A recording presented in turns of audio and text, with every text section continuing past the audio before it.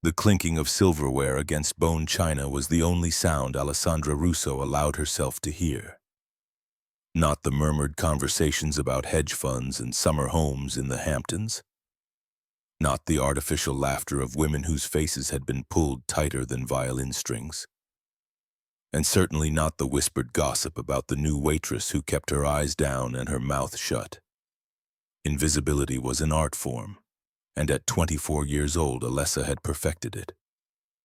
She moved through the Sterling like a ghost in white cotton and black slacks.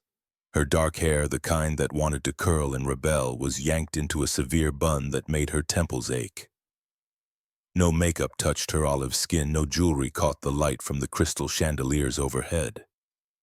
Even her footsteps were calculated, landing on the balls of her feet to minimize sound against the polished marble floors.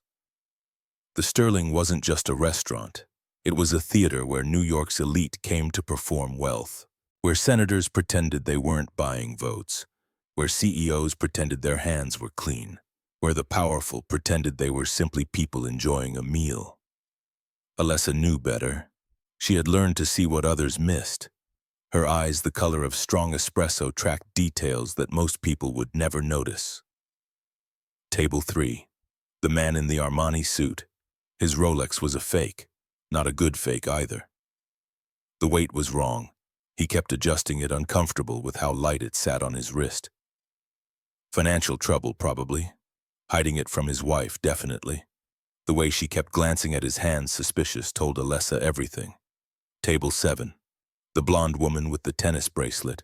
Real diamonds, but blood diamonds. Conflict stones from somewhere they shouldn't be. The cut was pre-Kimberly process, meaning they'd been pulled from a vault, sold quietly to pay debts or fund something the government shouldn't know about. On the far wall between the windows overlooking Madison Avenue hung what the owner claimed was a Monet. Water lilies, naturally. Except the brush strokes in the lower left corner were wrong, too controlled, too precise. Monet's cataracts made his late work loose, almost abstract. This was painted by someone with perfect vision trying to imitate failing sight. A forgery. A good one, but still a lie. Alessa saw all of it, cataloged it, said nothing. Because 6 months ago she had been someone different. Someone who stood in front of a doctoral committee at Columbia University defending a thesis on Bourbon Dynasty art patronage from 1735 to 1861. Someone whose hands didn't shake when she held expensive wine bottles. Someone whose father could still speak his name. The phone call had come during the final week of her thesis defense preparations.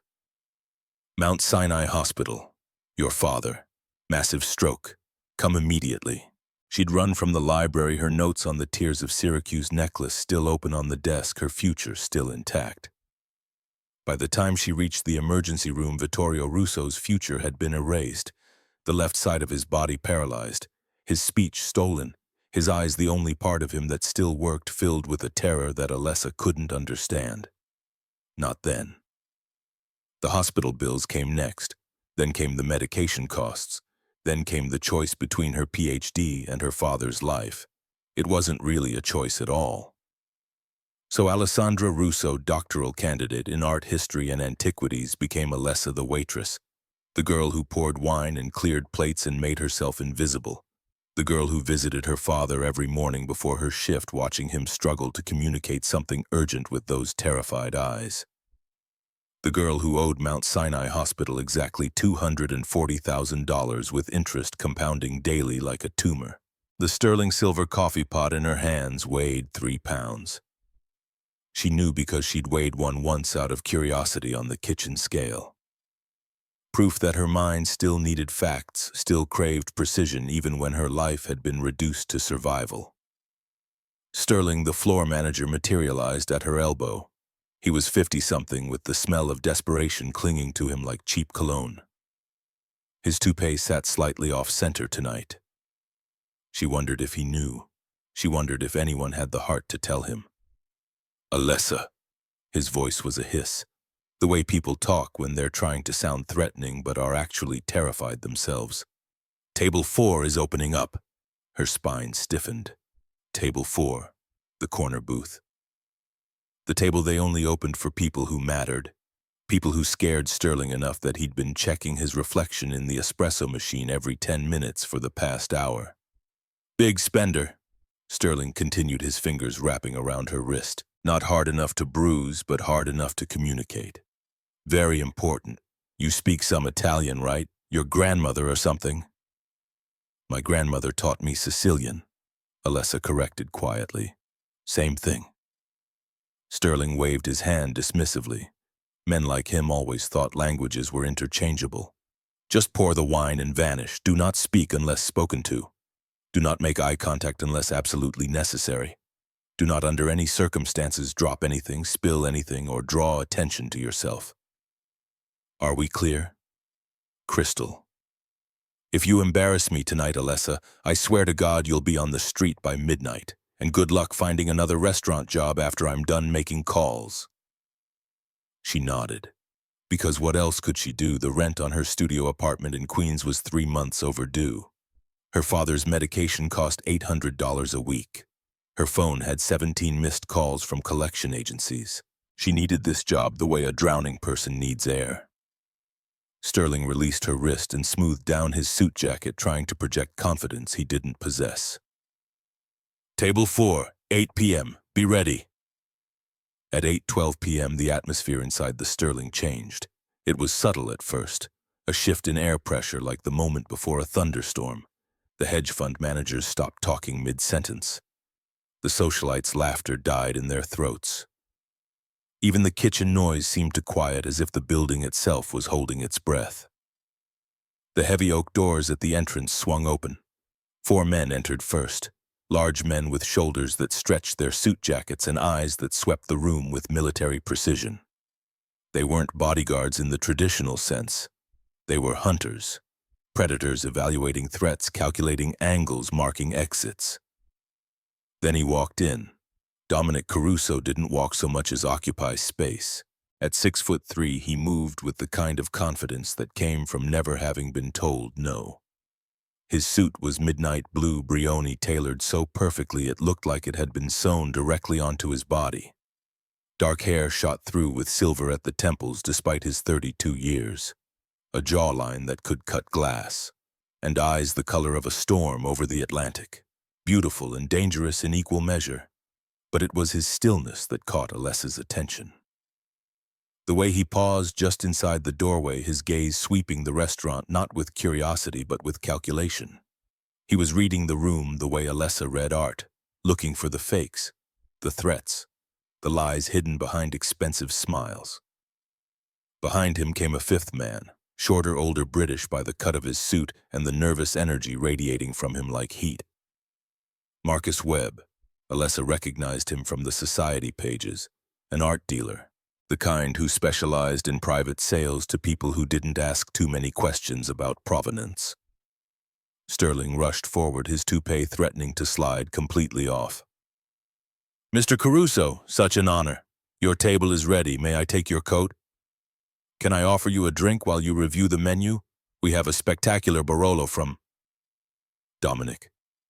Caruso held up one hand. Sterling stopped talking immediately. The silence was so complete Alessa could hear her own heartbeat.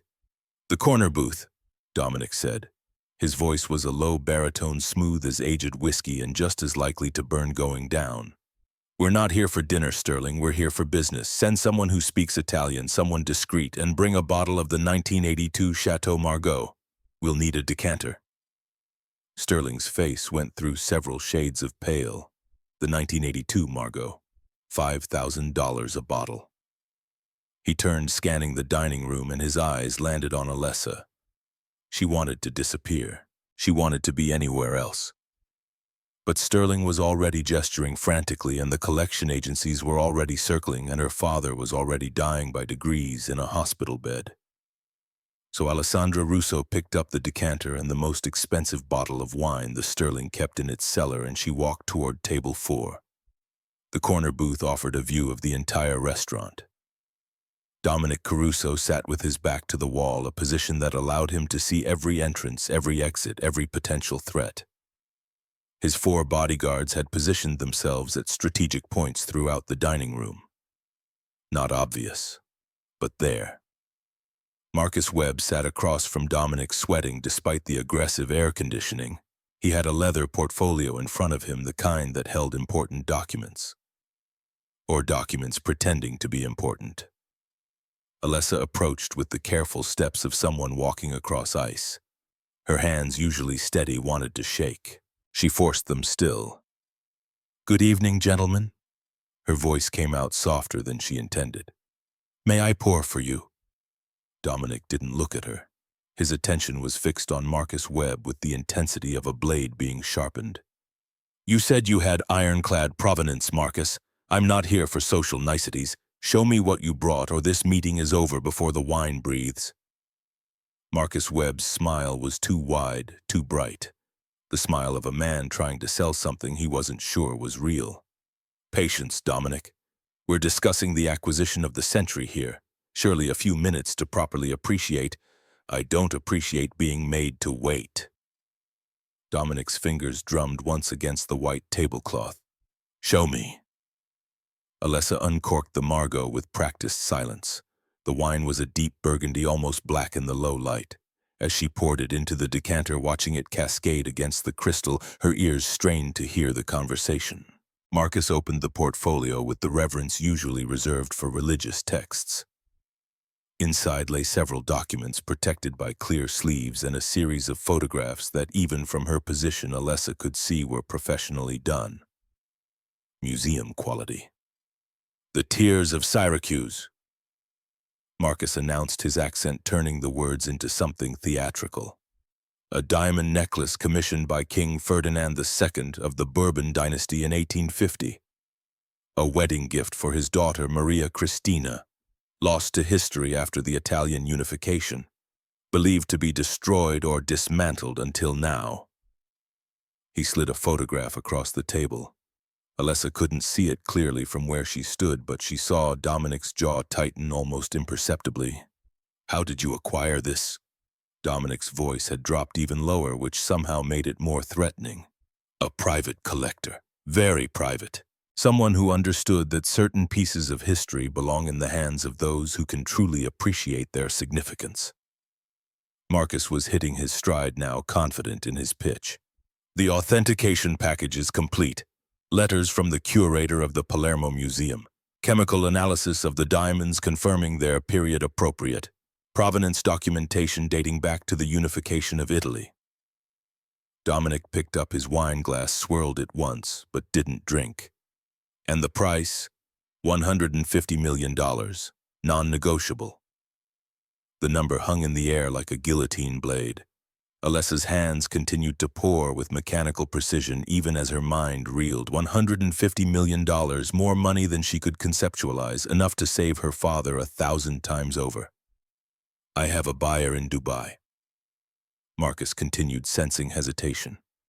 "A sheikh who's willing to pay $200 million, but I came to you first, Dominic. Out of respect for your Sicilian heritage. This piece should stay in the family, so to speak." Dominic set down his wine glass untasted. "Show me the authentication." Marcus pulled out a document encased in protective plastic. Even from several feet away, Alessa's trained eye caught details. Old paper yellowed with age, elaborate script in faded iron gall ink, an official-looking seal at the bottom embossed with red wax that had cracked with time. She finished pouring the wine and should have walked away, should have retreated to the kitchen and let these men conduct their business, should have worried about her rent and her father's medications and the collection agencies. But something about that document made her pause. The calligraphy was beautiful, Florentine style, executed with the kind of careful penmanship from an era before typewriters. The seal at the bottom was ornate, embossed with what looked like a royal crest. Everything about it screamed authenticity, except Alessa's eyes caught the date at the top of the letter. April 15th, 1861. April 15th, 1861. And below it, in elaborate script, the phrase Regno d'Italia. Kingdom of Italy. Her breath caught in her throat. The seal at the bottom wasn't from the Kingdom of Italy. It was a Bourbon seal. The Giglio Borbonico, the Bourbon lily rendered in exquisite detail. The same symbol she'd spent 8 months researching for Chapter 3 of her thesis. She'd traced its appearance through centuries of Neapolitan art and documentation. She knew every curve, every petal, every historical context in which it had been used. And no curator in April of 1861 would have used both together. Because in April of 1861, the Kingdom of Italy had just been proclaimed 3 weeks earlier. The Bourbons were the enemy. They'd fought against unification, against Garibaldi, against everything the new kingdom represented. Using a Bourbon seal on a document acknowledging the Regno d'Italia would have been treason. High treason. The curator would have been arrested, tried, and executed within days. It was impossible, historically impossible, which meant the document was a forgery, a good one, an excellent one even. But a forgery nonetheless. Alessa stood frozen, the empty wine bottle still in her hands. She watched Dominic Caruso reach into his jacket and pull out a gold fountain pen. Watched him uncap it with a soft click that sounded like a gunshot in her ears. Watched the pen hover over a preliminary agreement that Marcus Webb had produced from the portfolio. $150 million. About to be exchanged for glass and lies. Her grandmother's voice echoed in her memory, speaking in the old Sicilian dialect from Prizzi. Usapiri è l'arma più assassina piccirida. Quando sai chiddu che l'altri un sanno tu teni u putiri di salvari o distruggiri. Knowledge is the deadliest weapon, little girl.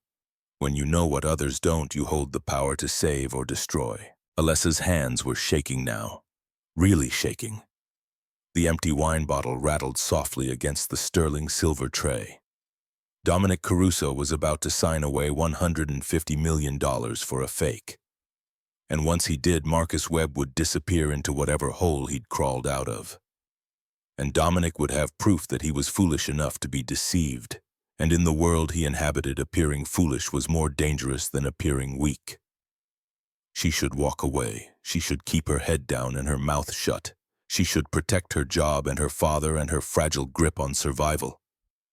But Alessandra Russo had been trained to see what others missed, to spot the forgeries hiding behind elaborate stories, to recognize when history was being rewritten by people who thought no one would notice. And she couldn't watch a lie win, not even to save herself. "Don't sign it." The words escaped her mouth in a whisper so quiet she wasn't sure she'd actually spoken them, but the pen stopped moving. Dominic Caruso's hand froze above the paper. Marcus Webb's eyes went wide. The 4 bodyguards turned their attention toward her like gun turrets locking onto a target. Sterling, watching from across the dining room, looked like he was about to have a heart attack. Slowly, with the deliberate movement of a predator deciding whether to strike, Dominic Caruso turned his head. His storm gray eyes met Alessa's for the first time. The world narrowed to that gaze, cold, calculating, absolutely lethal. "What did you say?" His voice was so soft it was almost gentle. Almost. Alessa's throat had gone dry. Her heart was slamming against her ribs hard enough to hurt, but she'd already jumped off the cliff. There was no climbing back up. "I said don't sign it." Her voice was stronger this time, though it still shook. "It's fake." The silence that fell over table 4 spread like a plague through the entire restaurant. Conversations at other tables died. Forks stopped moving. Even the kitchen seemed to go quiet, as if the building itself was holding its breath to hear what would happen next. Marcus Webb found his voice first. "I beg your pardon?" His British accent sharpened into something cutting. "Dominic, your staff is incredibly rude. This is completely inappropriate." "Quiet." Dominic didn't raise his voice. He didn't need to. The single word carried enough weight to crush skulls. Sterling was rushing over now, his toupee finally completing its slow slide toward oblivion. "Mr. Caruso, I am so deeply sorry. Alessa, go to the kitchen immediately. You're fired. Get your things and stay where you are." Dominic still hadn't taken his eyes off Alessa. "Sterling, if you say one more word, I'll buy this restaurant and fire you myself. Do we have an understanding?" Sterling made a sound like a stepped-on mouse and backed away. Dominic turned his chair fully toward Alessa. The movement was fluid, casual, but it put her at the center of his complete attention. She felt pinned by it like a butterfly under glass. "You're the waitress?" he asked. "Yes, sir." "And you're telling me that Marcus Webb, one of the most respected art dealers in London, is lying to me?" "Yes, sir." "Why?" This was it, the moment where she either saved herself or destroyed herself. Alessa gripped the wine tray like a shield and forced herself to breathe. "The authentication letter," she said, pointing with a trembling finger toward the document. "It claims to be written by a curator at the Palermo Museum in April of 1861, right after the unification of Italy." "So," Marcus snapped, "that proves its authenticity. The date proves it's a forgery," Alessa interrupted. Men like Marcus Webb weren't used to being interrupted. Especially not by women. Especially not by waitresses. His face flushed red. But Alessa kept her eyes on Dominic, because he was listening, really listening. The letter uses the phrase Regno d'Italia, Kingdom of Italy. That's historically accurate for April 1861. The new kingdom had just been proclaimed on March 17th, 3 weeks before this letter was supposedly written. But look at the seal at the bottom. Dominic leaned forward, examining the document more closely. His jaw tightened almost imperceptibly. "That's the Bourbon royal crest," Alessa continued, her voice gaining strength as her expertise took over. "The Giglio Borbonico, the Bourbon lily, it's beautiful, it's period appropriate, and it's historically impossible." "Explain." Dominic's voice had changed. Still dangerous, but now there was something else in it. Curiosity. Interest. In 1861, the Bourbons were the enemies of Italian unification. They'd ruled Sicily and Naples for centuries under the Kingdom of the Two Sicilies. They fought against Garibaldi and his red shirts. They fought against everything the new kingdom stood for. King Ferdinand II's son Francis II was deposed in 1860. The Bourbons lost everything. She took a breath, pushing past her fear. No curator at the Palermo Museum in April of 1861 would dare use a Bourbon seal on a document acknowledging the Regno d'Italia. It would be treason, high treason. He would have been arrested by the new government within days, tried for sedition, executed publicly as an example to other Bourbon sympathizers. Alessa paused, letting the weight of history settle over the table. It's like writing a letter praising George Washington in July 1776 and sealing it with the British royal crest. The symbolism is historically incompatible. Whoever forged this document was brilliant. They studied the calligraphy. They aged the paper correctly. They got the chemical composition of the ink right. But they made one mistake. One single mistake. They assumed no one would know enough history to catch the contradiction. Dominic Caruso studied the document for a long moment. Then he looked at Marcus Webb. The art dealer had gone from red to pale in the space of 30 seconds. "She's a waitress," Marcus sputtered. "She probably read something on Wikipedia. This is absurd. I have experts. I have documentation. She's right about the seal." Dominic's voice cut through Marcus's panic like a scalpel. "I studied Sicilian history. Not as deeply as she apparently has. But I know the Bourbons fought against us. I know they were considered traitors to the new Italy. And I know my grandfather would spit on the ground at the mention of their name." He set down his pen and leaned back in his chair, his eyes never leaving Marcus's face. "The tears of Syracuse were real," Alessa added quietly. "I wrote a research paper on them for my doctoral thesis at Columbia." Chapter 3. Bourbon Dynasty Patronage and the Symbolic Economy of Royal Jewelry, 1735 to 1861. But the necklace's history ends in 1902. "What happened in 1902? Dominic asked. The last Bourbon prince with any claim to the throne, Adriano di Quattrocchi, had accumulated massive gambling debts. The kind that get people killed. He dismantled the Tears of Syracuse and sold the individual diamonds to pay off his creditors. Some went to Cartier in Paris, some to Van Cleef in Arpels.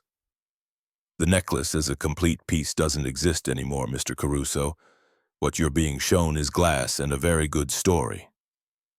Marcus Webb stood up abruptly, his chair scraping against the floor with a sound like fingernails on a chalkboard.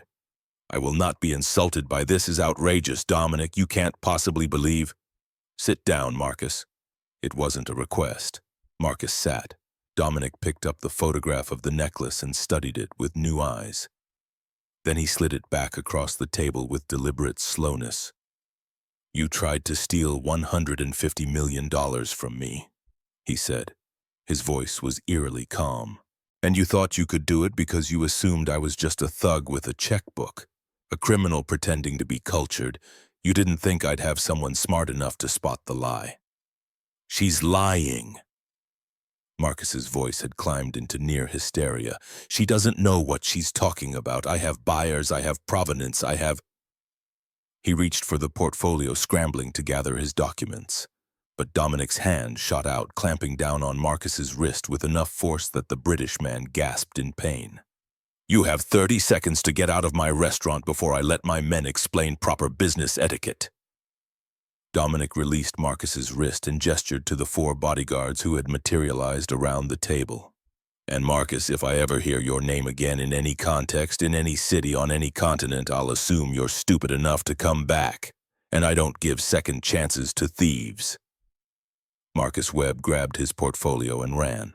Actually ran stumbling over his own feet in his haste to reach the exit. The heavy oak doors slammed behind him with a finality that echoed through the stunned restaurant. For a long moment, nobody moved. Then Dominic Caruso turned his attention back to Alessa. She was still standing there holding the wine tray, her knees threatening to give out. She'd just torpedoed a $150 million deal. She'd just humiliated a powerful art dealer in front of witnesses. She'd just spoken out of turn to a man who made people disappear. Sterling was going to kill her, if she lived long enough to be fired. Dominic studied her face with an intensity that made her want to look away. But she'd already committed. Looking away now would be worse than speaking up had been. "You studied art history," he said, not a question, a statement. "At Columbia, PhD candidate in art history and antiquities. I dropped out 6 months ago when my father had a stroke. I was 3 weeks from defending my dissertation. And now you pour wine. And now I pour wine. What's your name?" "Alessandra Russo. People call me Alessa." Something flickered in Dominic's eyes when she said her last name. Recognition, maybe, or calculation, but it was gone too fast for her to be sure. He reached into his jacket and pulled out his wallet. Alessa's heart sank. He was going to tip her. Thank her for saving him money and then send her on her way. She'd still be fired. She'd still be drowning in debt. She'd still be... Dominic pulled out a business card and wrote something on the back.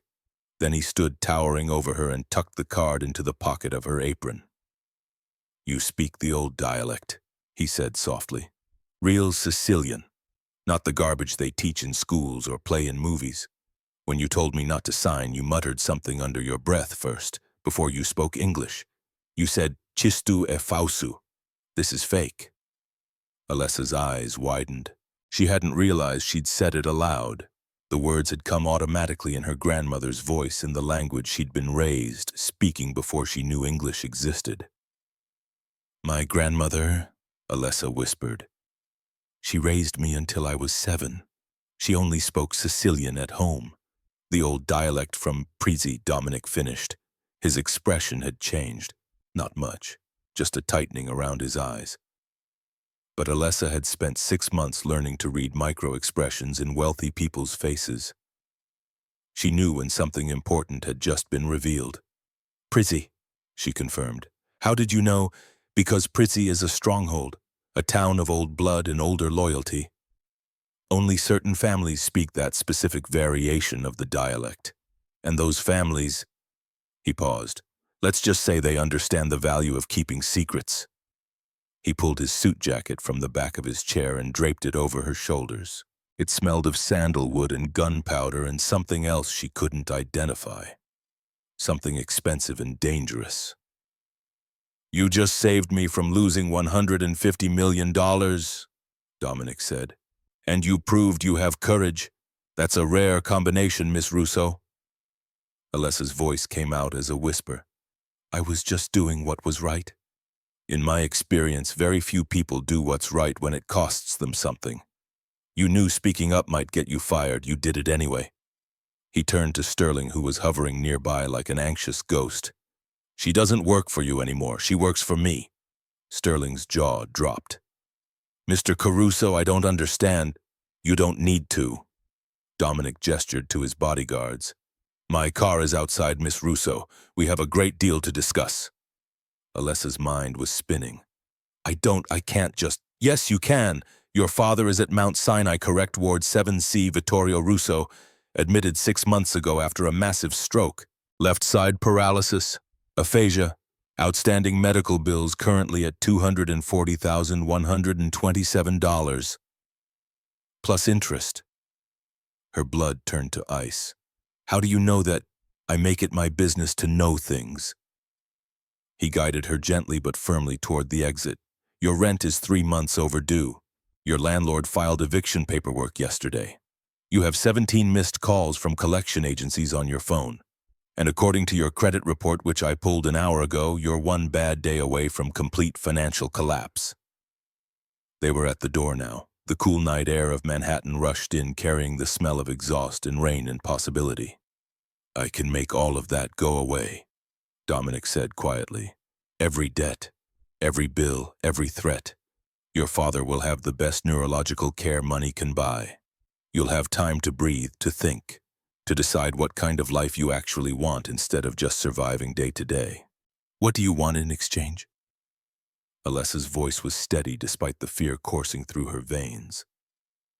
Someone who can do what you just did. Someone who can spot the fakes. Someone who knows the old language and understands what it means. Someone who can help me navigate a world where knowing the truth is more valuable than any amount of money. What world is that? Dominic Caruso smiled. It wasn't a kind smile, but it was honest. The real one, Miss Russo. Welcome to the real world. And with that, he led her out into the New York night, away from the false elegance of the Sterling, away from the life she'd been trying to maintain through sheer stubbornness and desperation. Alessandra Russo, doctoral dropout and invisible waitress, walked through those heavy oak doors and into a story that had been written 3 decades before she was born. She just didn't know it yet. The armored SUV moved through Manhattan like a shark through dark water, silent, predatory, inevitable. Alessa sat in the back seat. Dominic's jacket still draped over her shoulders. Her hands twisted together in her lap, the leather interior smelled of money and violence in equal measure. Through the tinted windows, the city lights blurred into streams of gold and red, as if New York itself was bleeding.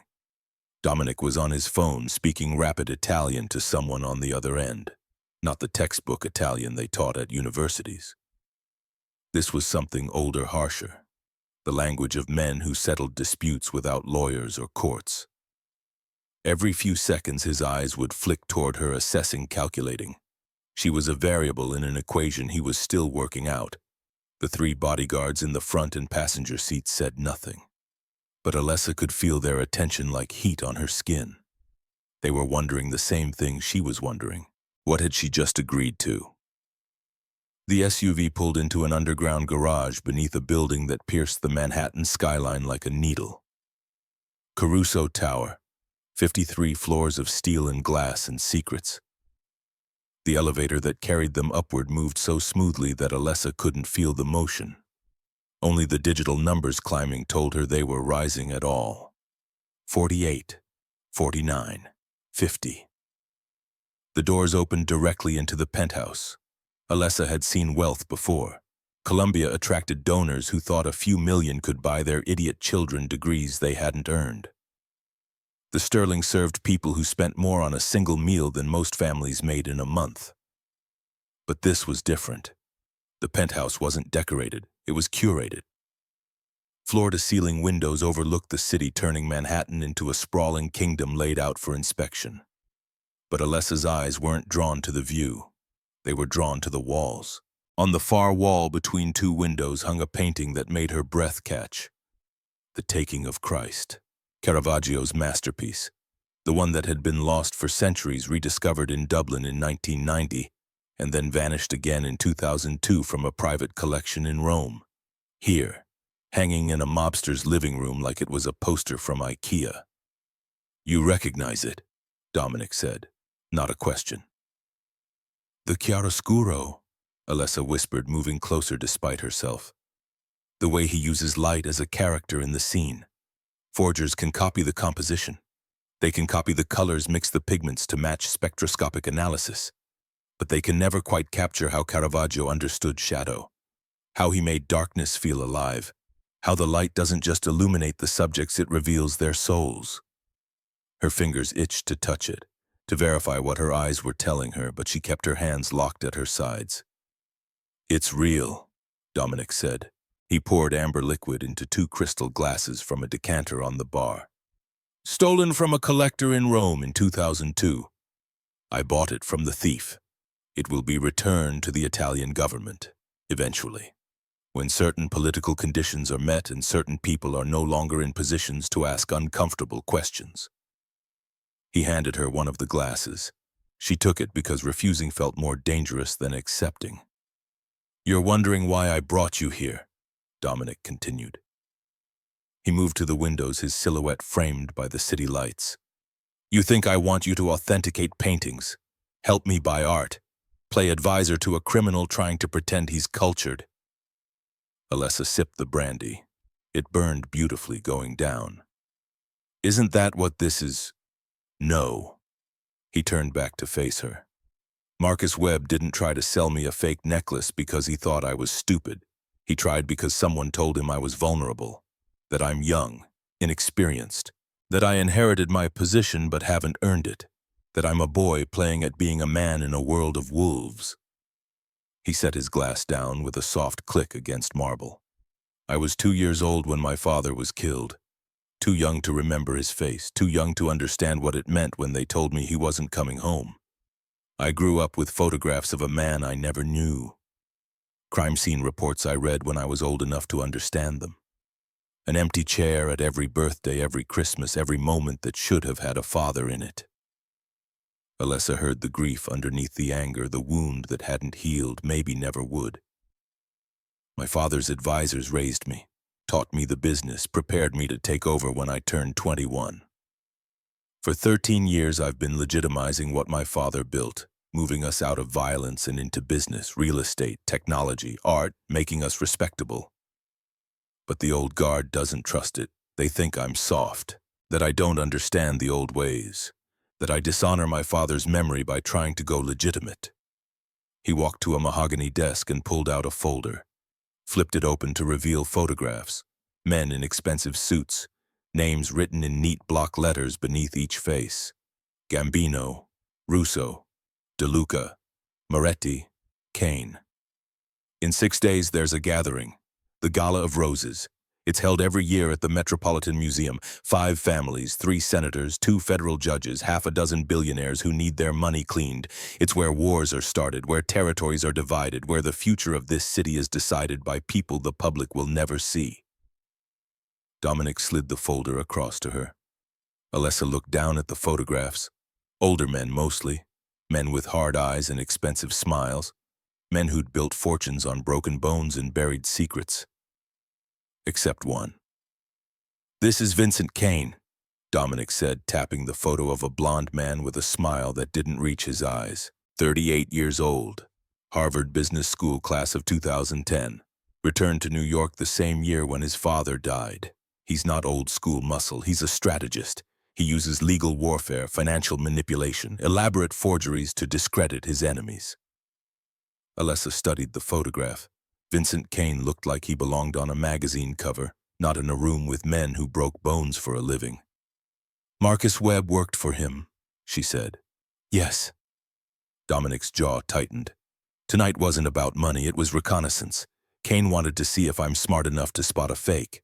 If I'd signed that agreement, bought that glass necklace, he'd have proof that I'm incompetent, that I don't understand art or history or the symbols that matter to the old families. He'd take that proof to the gala and use it to turn the others against me. Convince them I'm not worthy of my father's legacy." Alessa closed the folder. "What do you need from me? At the gala, gifts will be exchanged. Every gift carries meaning. A painting of a ship means alliance. A painting of a storm means war. A Renaissance portrait means respect. A modern abstract means contempt. Toasts will be made in dialects most people don't even know exist. Old Sicilian, Neapolitan, Calabrese, languages that carry centuries of feuds and loyalties. He moved closer, his presence filling the space between them. I need someone who can watch the room, who can tell me when someone presents a painting whether it's real or fake, who can hear a conversation in Old Sicilian and translate not just the words but the intention behind them, who can spot when someone is lying through a smile. I don't need a criminal, Miss Russo. I have people for that. I need a translator, not for language, for culture, for truth. I need someone who can authenticate not just art but people, their intentions, their lies, their loyalty. Alessa's mind was racing. This was insane. This was dangerous. This was everything she'd spent 6 months running away from. The world of power and consequences and choices that couldn't be undone. "And if I say no?" she asked. Dominic pulled a thin blue folder from his jacket pocket, set it on the desk between them like a grenade with the pin already pulled. Alessa's hands were shaking as she opened it. Inside were printouts, bank statements, medical bills, collection notices, legal threats. Her entire life reduced to numbers and threats and final warnings. Vittorio Russo, Mount Sinai Hospital Ward 7C. Outstanding balance $240, $127.94. Interest accruing at 8.9% annually. Final notice. Legal action pending. Eviction notice for 4317 Broadway, Queens, NY. Hearing scheduled. 3 days. "You investigated me," she said. Her voice sounded hollow in her own ears. "I investigate everyone." No apology in his tone. No guilt. Just the cold efficiency of a man who survived by knowing everything. "You have 3 days before they throw your father out of the hospital and into a city-funded nursing facility where he'll die of neglect within 6 months. 1 week before the marshals show up at your apartment and put your belongings on the street. You're drowning, Miss Russo, and you're too proud to ask for help." Alessa felt tears prick her eyes. She blinked them back furiously. She would not cry. Not here, not in front of this man who saw everything and felt nothing. "Why would you help me?" Her voice cracked despite her best efforts. "You don't know me. You don't owe me anything." Dominic picked up his phone, tapped the screen a few times, then turned it toward her. Wire transfer confirmation. Mount Sinai Hospital. Patient Vittorio Russo. $240, $127.94. Paid in full. Status complete. Additional transfer. Vittorio Russo housing stipend, $100,000. Memo medical care, housing, and living expenses. Both transactions time-stamped, 8:47 p.m., 20 minutes ago, while they'd been in the car driving through the city. "I already paid them," Dominic said quietly. "Your father is being moved to a private neurological suite as we speak. Dr. Harrison Webb is the best stroke specialist in the Northeast. He'll examine your father first thing tomorrow morning. Physical therapy, speech therapy, whatever it takes." The tears came now, hot and fast and impossible to stop. Alessa pressed her palms against her eyes, trying to force them back, but they kept coming.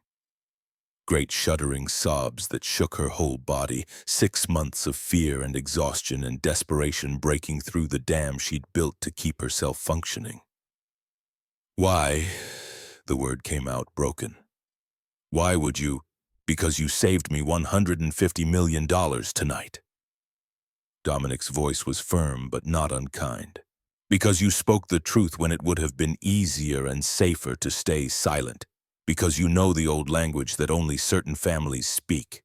Because in my world, debts of honor must be paid, and you, Alessandra Russo, are owed a debt." He set a box of tissues on the desk. Alessa grabbed several, pressing them against her face, trying to collect herself, trying to remember how to breathe.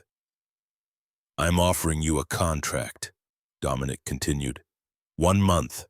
Help me survive the Gala of Roses. After that, you walk away debt-free. Your father will have the best care money can buy for the rest of his life. Your apartment is paid for a year. You can go back to Columbia if you want, finish your PhD, live whatever life you choose." He paused, letting the offer sink in. Or, he said, you stay. See if you like this world. See if you're good at it. See if using your mind to solve real problems is more satisfying than writing papers only 12 academics will ever read. I think you'll be very good at it, Miss Russo. I think you've been preparing for this your entire life without knowing it. Alessa lowered the tissues. Her face felt swollen and hot, but her mind was starting to work again, cutting through the emotion to see the shape of what he was offering. It wasn't just money. It was a choice. A real choice, not the false choices poverty forced on people. She could take this offer, use it, save her father, and then leave. Return to her books and her research and her safe, small life in academia. Or she could step into the fire and see if she burned. See if the skills her grandmother and father had taught her, observation language, authentication, reading truth through lies, were meant for something bigger than spotting fake Monets on restaurant walls. 1 month, she heard herself say. I'll give you 1 month. Dominic extended his hand.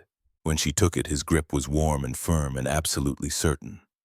Welcome to the real world, Alessandra Russo. Your education begins tomorrow. The transformation began at 7:30 the next morning. Not a makeover. That word was too gentle, too feminine, too trivial for what happened over the next 6 days. This was boot camp disguised as education. Military training for a war fought with words and symbols instead of bullets. Alessa woke in the guest suite that was larger than her entire Queen's apartment. The closet alone could have housed a family of 4. When she emerged at 7:20, she found Dominic already in the breakfast room, dressed in a charcoal suit, reading a newspaper that had been printed at 4 a.m. Exclusive, expensive, full of stories that would never make it to the public press. Sleep well? He asked without looking up, like someone being chased by wolves. Good, that means you're taking this seriously. He folded the newspaper and gestured to the chair across from him. We have 6 days until the gala. That's not enough time to teach you everything, but it's enough to teach you how to survive. For the next 5 days, Alessa's world became a classroom where failure meant death. The 5 families Dominic's study was war room. Photographs covered one wall like a crime board, family trees drawn in red marker, territory maps marked with colored pins, revenue streams documented in neat columns. The 5 families aren't like in the movies, Dominic began. We don't run around shooting people in broad daylight. That's messy, inefficient, draws attention. The modern organization is a business, legitimate on the surface, illegitimate in its foundations. He pointed to the first photograph. An older man, silver-haired with eyes like flint. Carlo Gambino, 67 years old, construction and unions. If you want to build in this city, you go through him.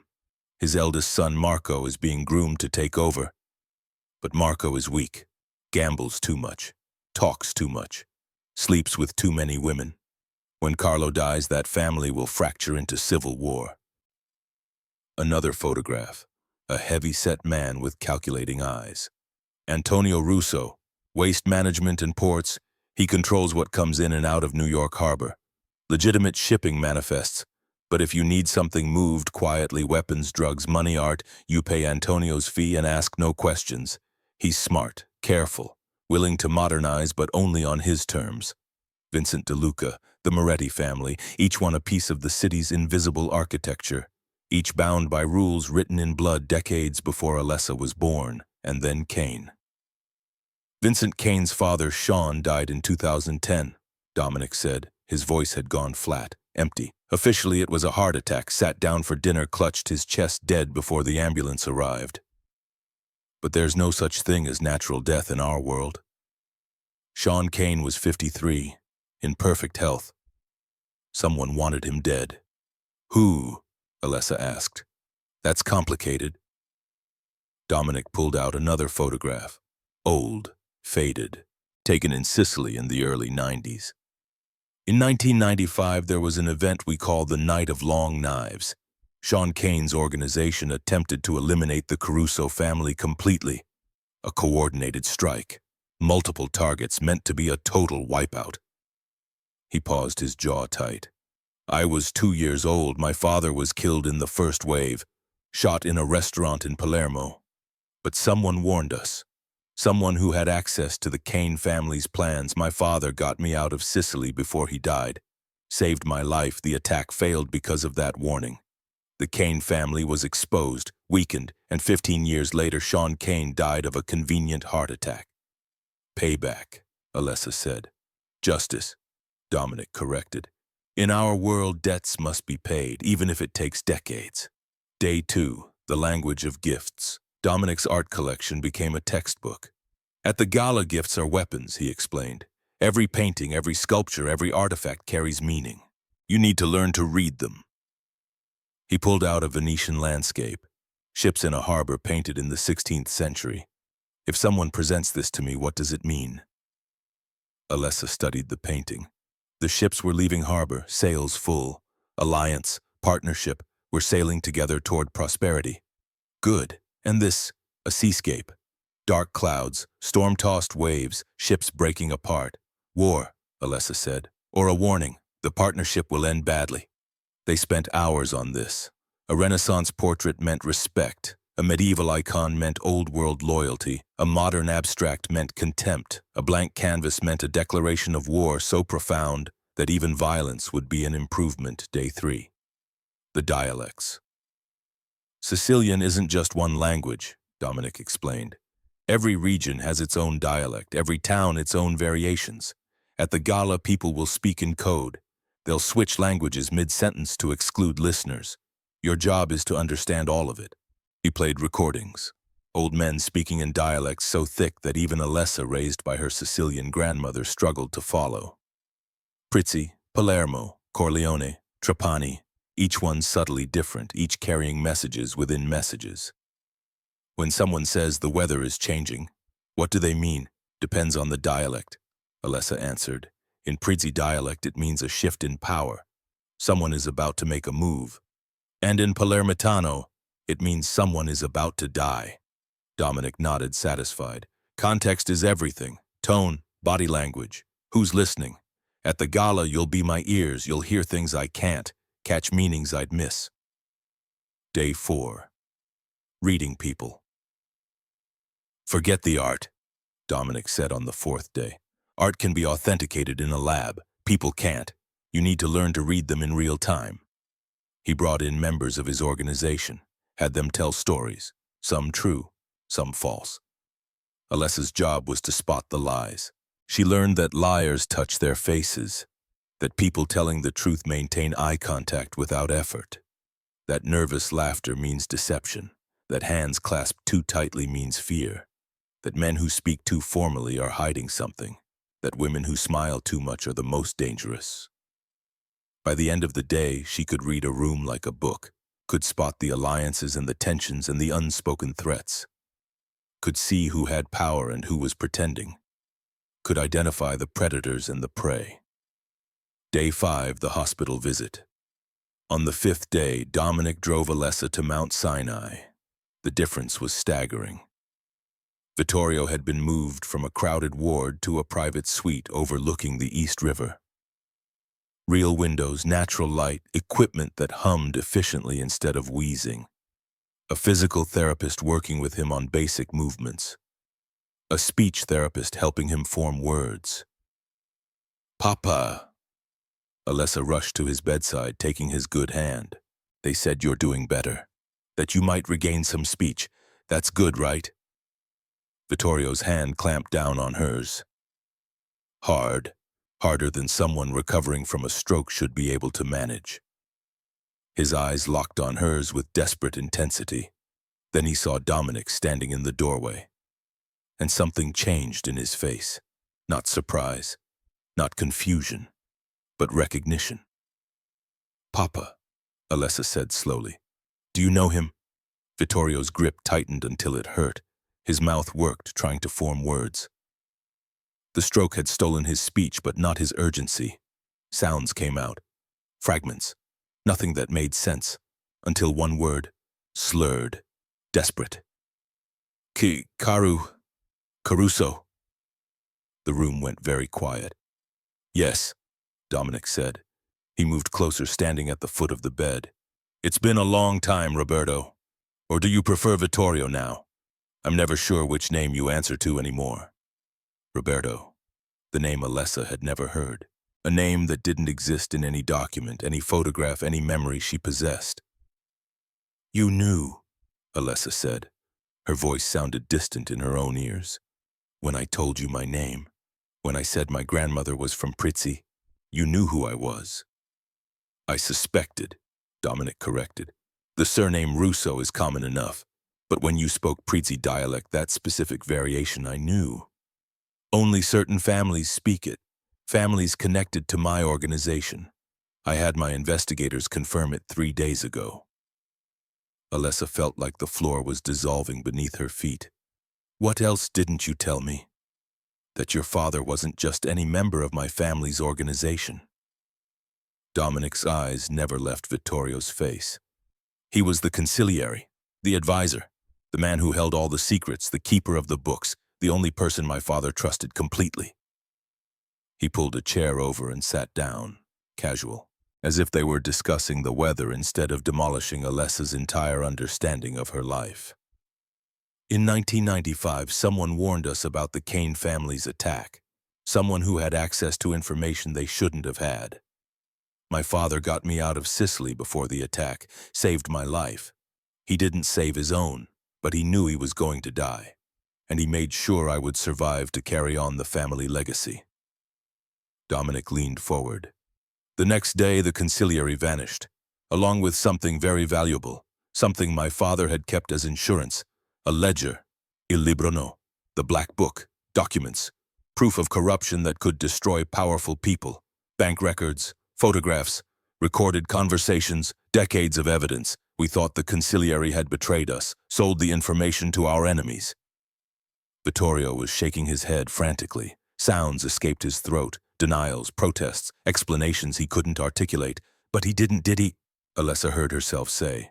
He was following orders. Dominic's expression shifted. Something like respect entered his eyes. You're smarter than I gave you credit for. My father taught me Sicilian before I could walk. Taught me to observe everything, to question everything, to authenticate not just art but people, their words, their intentions. I thought he was just being a good parent, an educated man raising his daughter to think critically. She looked down at Vittorio, her father, this man she thought she knew. But he wasn't teaching me to survive academia. He was teaching me to survive this, to recognize codes, to read symbols, to understand that nothing is what it seems. He was training me for a world I didn't know existed, just in case someone came looking. Tears were running down Vittorio's face now. His good hand reached up, touching Alessa's cheek with heartbreaking gentleness, trying to communicate decades of fear and love and sacrifice. What did he take? Alessa asked Dominic. This insurance. What was in the black book? That's what I'm trying to find out. Because Vincent Kane is also looking for it. And unlike me, Vincent doesn't care who gets hurt in the process. He doesn't want it for leverage. He wants it destroyed because it contains proof of crimes his family committed. Evidence that could still send people to prison, that could unravel decades of carefully constructed legitimacy. Dominic stood, straightening his jacket. Your father is safe here. My men are stationed outside 24/7. But the clock is ticking, Miss Russo. The gala is in 2 days. And if Vincent Kane figures out who you are before we're ready, if he realizes the conciliary's daughter is now working for me, your father won't be the only one in danger. He walked to the door, then paused. By the way, when you speak to your father, try the old dialect, the Prizzi variation. The stroke affected his English and his standard Italian, but I have a feeling his Sicilian is just fine. The old languages live deeper in the brain. They're harder to kill. Then he was gone, leaving Alessa alone with a man who was suddenly a stranger. She squeezed her father's hand and said in the dialect her grandmother had taught her on a different continent in a different lifetime, Papa. O tempo degli segreti è finito. Dimmi la verità. The time for secrets is over. Tell me the truth. And Vittorio Russo or Roberto D'Angelo or whoever he really was closed his eyes and began to weep. When he opened them again, he spoke, slowly, painfully, but in perfect Prizzi Sicilian that the stroke hadn't touched. I stole it to save you, to save everyone. Forgive me, Piccerita. Forgive me. Day 6. The final preparation the night before the gala. Alessa couldn't sleep. She found Dominic at 3 a.m. in his study surrounded by papers and photographs, planning strategies like a general before battle. She'd made tea, couldn't sleep. The anxiety about tomorrow was building like a thunderstorm in her chest. Can't sleep either? She asked, standing in the doorway. He looked up, surprised, as if he'd forgotten other people existed. Come in. She entered, setting a mug of tea on his desk. He nodded thanks, but didn't drink it immediately. I keep thinking about that seal, she said. The bourbon crest on Marcus Webb's forgery. It was perfect. Too perfect. Like someone had studied it extensively. Understood the symbolism, the historical context, everything except the one detail that made it impossible. And, Dominic prompted, and Marcus Webb is a mediocre art dealer at best. He doesn't have the expertise to create something that sophisticated, which means he had help, real help, someone who knows their history, someone with access to resources and experts. Alessa moved closer to the desk, studying the photographs spread across its surface. Vincent Kane went to Harvard Business School. But what if he studied art history too? What if he's been building a team of forgers and experts for years? What if this isn't about territory or money? What if he's trying to prove that you don't deserve to lead because you can't tell real from fake, because you don't understand culture and history and the symbols that mattered to your father's generation? Dominic leaned back in his chair, studying her. That's exactly what I think too. At the gala, he'll make his move. I don't know what, I don't know when, but it'll be designed to humiliate me in front of the 5 families. To prove I'm not worthy of my father's legacy. Then we humiliate him first, Alessa said. Dominic's eyebrows rose. How? He has a collection, right? Paintings, artifacts, things he shows off to prove he's cultured, educated, better than the thugs his father was. Yes, a substantial collection. He's been acquiring pieces for years. Then we challenge him, publicly, an authentication competition. 5 families present, he brings his best piece, you bring yours. Whoever can prove their piece is more authentic wins. Winner takes, what? Respect, authority, proof that they understand the culture. Alessa's mind was racing now, seeing the chess game several moves ahead. Vincent will have to accept. If he refuses, he looks weak, like he's afraid his collection isn't real. And if he accepts, we've forced him to play on our battlefield. Authentication is my expertise, not his. We turn his own weapon against him. Dominic was quiet for a long moment, then he smiled. Actually smiled. It transformed his face, made him look younger, almost boyish. You're going to be very dangerous, Alessandra Russo. My father would have loved you. I learned from the best, she said, then more quietly. Thank you for my father, for giving me a choice, for treating me like an equal instead of a pawn. Don't thank me yet, Dominic interrupted. Wait until after the gala. If we're both still alive and Vincent Kane is destroyed, you can thank me then. But he said it with warmth, with something that might have been the beginning of real partnership, not boss and employee, not criminal and consultant, but 2 strategists recognizing each other across a chessboard. Alessa picked up one of the photographs from his desk, a young woman, beautiful, sad eyes. Who is this? Dominic's expression closed off. My sister, she died when I was 14. Vincent Kane's father was involved, though we could never prove it. Another debt that needed to be paid. I'm sorry. So am I. He took the photograph back carefully, placing it in a drawer. Get some rest, Miss Russo. Tomorrow we go to war. The night of the gala arrived like an execution date. Alessa stood in front of the full-length mirror in her room, barely recognizing herself. The dress was emerald green Dior cut to enhance without revealing. Elegant armor for a battlefield disguised as a party. The necklace around her throat was vintage, the stones old and heavy. diamonds that had belonged to Tsarina Alexandra before the revolution tore her world apart. "Wearing Russian royalty," Dominic had said when he'd placed it around her neck an hour ago. His fingers had been warm against her skin, professional, careful. "That tells everyone you have access to history itself, that you're not just some girl I hired off the street. You're someone who understands power, who knows that the past never really dies, it just waits to be used." Her hands were shaking. She pressed them flat against her stomach, trying to calm her breathing. In 6 days, her entire world had been rewritten. 6 days ago, she'd been a waitress drowning in debt.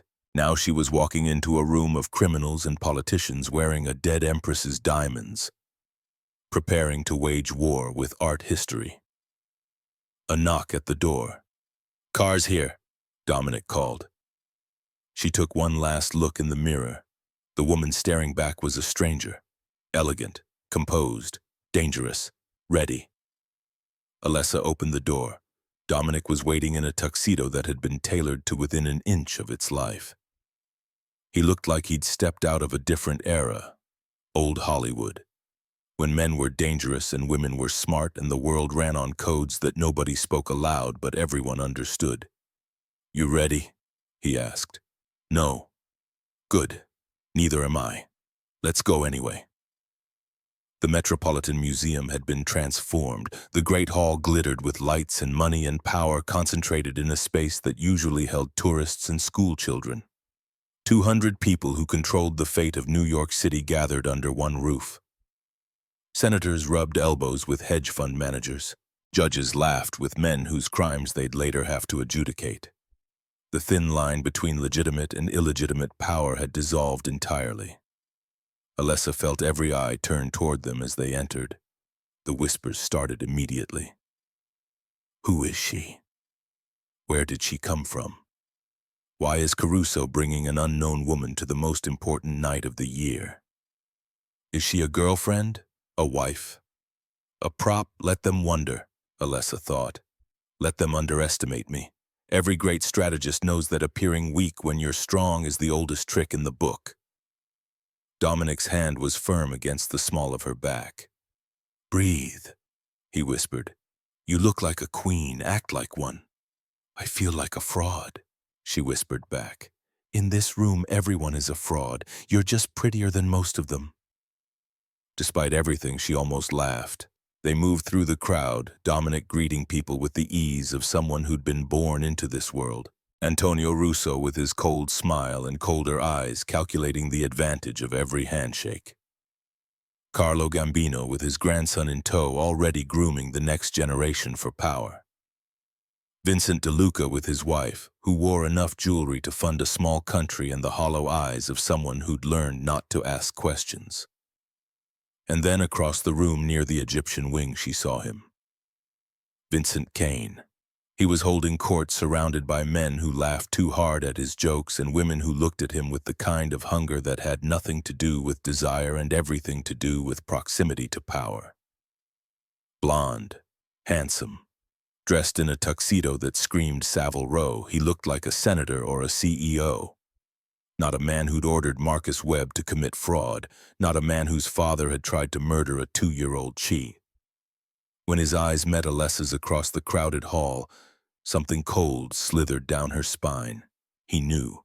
Somehow he knew exactly who she was. "Dominic!" Vincent's voice carried across the hall. Warm, friendly, absolutely false. "So good to see you. I heard you had some excitement at the Sterling last week."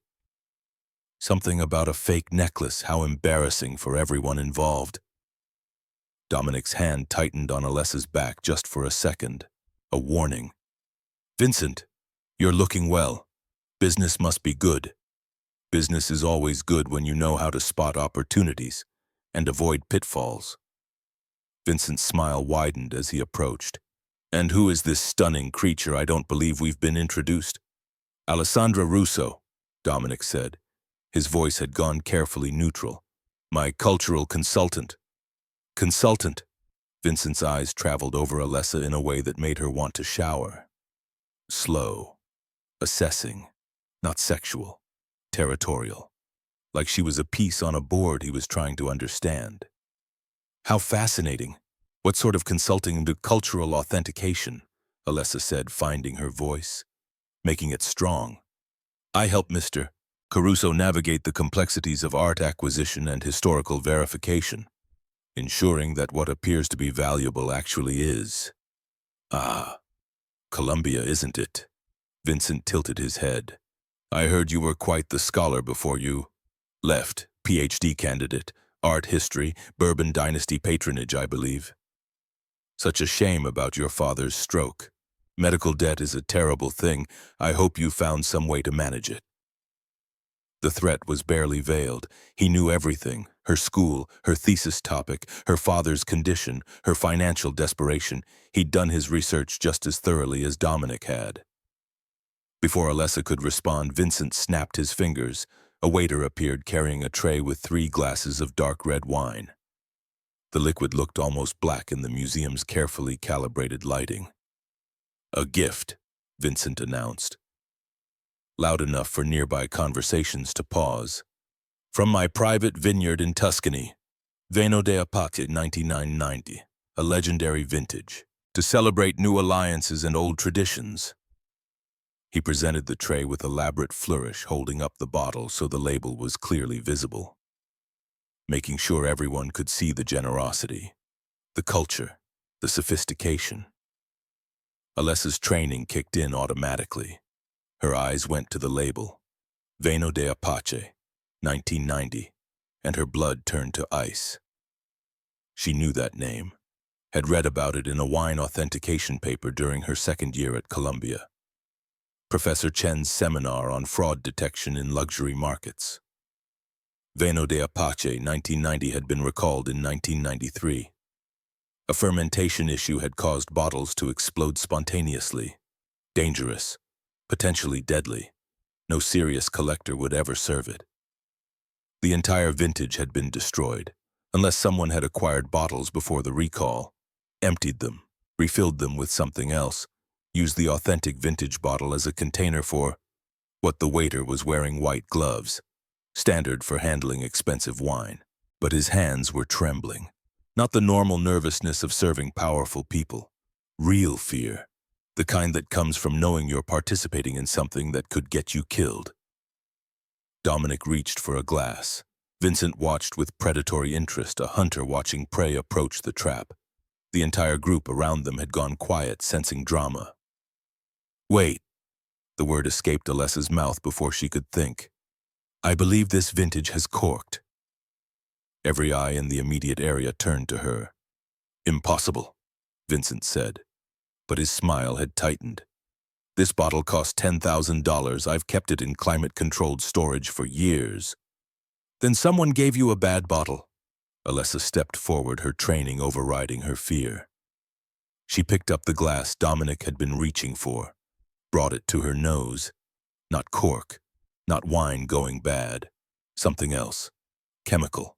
Sharp underneath the grape and alcohol scent, the faint trace of bitter almond masked by other compounds. And something else, something that made her eyes water slightly. Cyanide, or ricin, or something modern and designer that would stop a heart before anyone could call for help. Mixed with other chemicals to disguise the scent, sophisticated, expensive, the kind of poison that required a chemistry degree to produce. It smells like vinegar, Alessa said, wrinkling her nose in theatrical disgust. Surely you wouldn't insult Mr. Caruso by serving him spoiled wine, Mr. Kane. That would be unfortunate. Bad luck, even.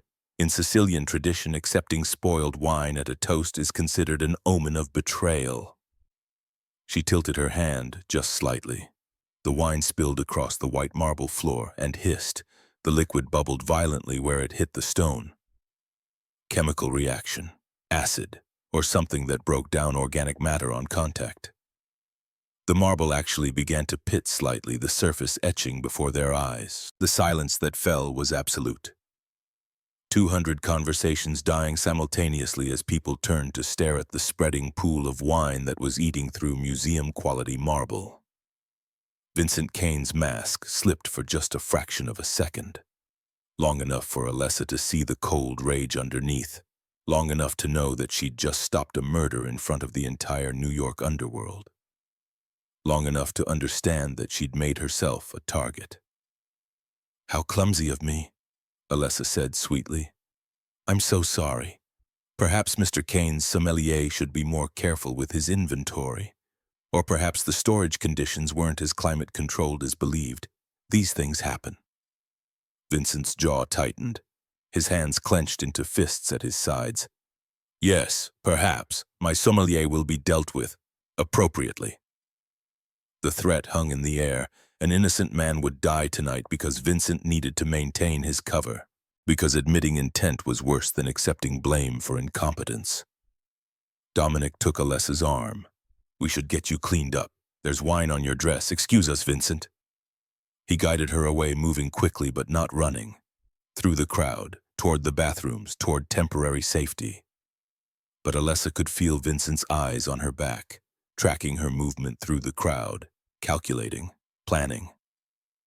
The game had just escalated from reconnaissance to active warfare, and she'd painted a target on herself in front of everyone who mattered. Behind an Egyptian sarcophagus away from the crowd, Dominic stopped. His breathing was heavy. His hand on her arm was shaking slightly. "You saved me again," he said. His voice was raw. "How did you know? The vintage, Vino de Apache 1990, was recalled in 1993. Fermentation issue caused explosions. No collector would serve it unless they'd emptied the original wine and replaced it with something else. And the smell, it wasn't cork or vinegar. It was bitter almond, classic cyanide indicator, with other compounds masking it." Dominic stared at her. The adrenaline was high.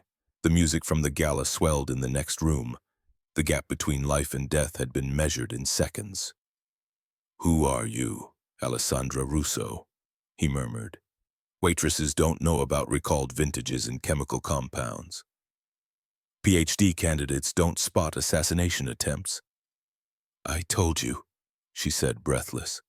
"I read a lot, and my father taught me to question everything, to authenticate everything, to assume that nothing is what it appears to be."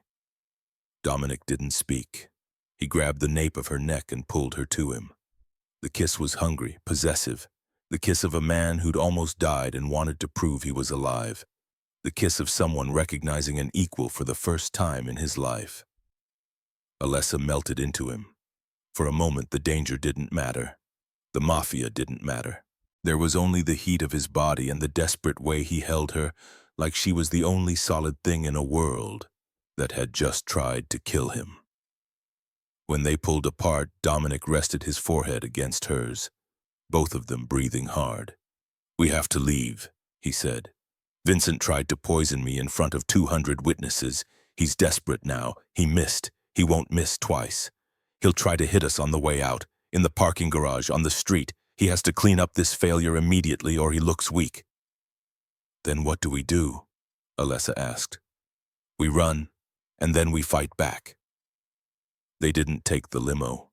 Dominic led her through the museum's service corridors past confused security guards who knew better than to stop Dominic Caruso. Out through the loading dock, into a back alley where a gray sedan was waiting. Not the armored SUV. Something anonymous, forgettable. The kind of car that could disappear into New York traffic without anyone remembering it existed. "Get in," he ordered. They sped through Manhattan, weaving through traffic. Dominic drove himself, no bodyguards, no backup. Just the two of them and the city lights smearing past the windows. "We're going to a safe house," Dominic said. His knuckles were white on the steering wheel. "Upstate, Hudson Valley, 2 hours away. Vincent's bought off half the NYPD. We can't trust anyone in the city tonight." They drove in silence, the weight of what had just happened settling over them like fog. Vincent Kane had tried to murder Dominic Caruso at the most important gathering of the year, in front of senators and judges, in front of the 5 families. That wasn't just bold, it was suicidal. Unless Vincent was so desperate that he had no other choice. Unless he knew something they didn't.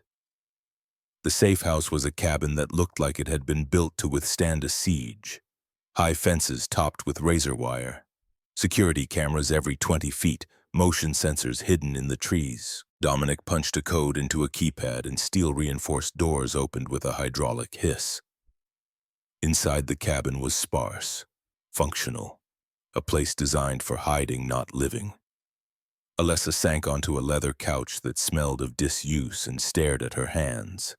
They were shaking, had been shaking since the wine hissed on the marble floor, since she'd realized how close Dominic had come to dying, how close she'd come to watching him die.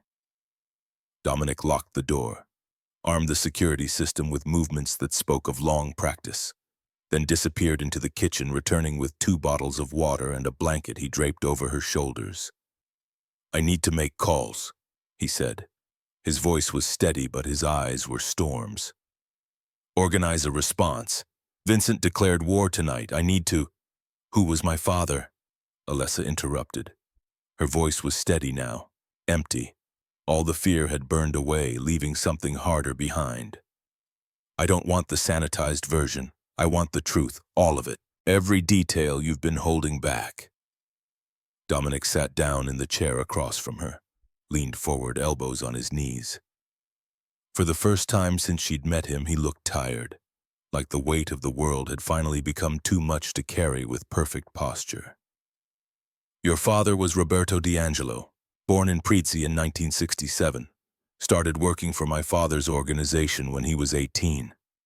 Apprentice first, errand boy, nobody special. Just another kid from the old country trying to make his way in a new world."